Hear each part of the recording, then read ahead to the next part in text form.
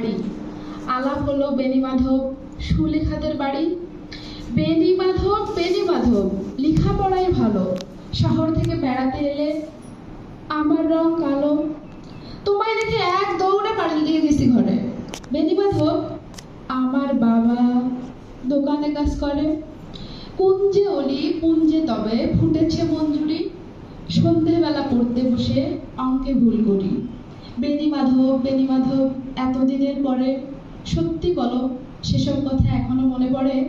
সেসব কথা বলেছ তুমি তোমার প্রেমিকাকে? আমি কেবল একটি দিন তোমার পাশে তাকে দেখেছিলেন আলোর নিচে, অপূর্ব সে আলো। স্বীকার করি দুজনকে মানিয়েছিল ভালো। জুড়িয়ে দিল চোখ আমার, পুড়িয়ে দিল চোখ।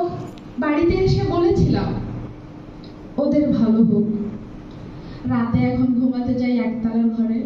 মেঝের উপর বিছানা পাতা, জ্যোৎস্না এসে পড়ে। আমার পরে জীবন ছিল চোরাপথের বাঁকে, হারিয়ে গেছে জানি না আজ কার সঙ্গে থাকে। আজ জুটেছে কাল কি হবে, কালের ঘরে শুনি আমি এখন এই পাড়ার সেলাই দিদিমণি। তবু আগুন বেণীমাধব আগুন জ্বলে কই, কেমন হবে আমিও যদি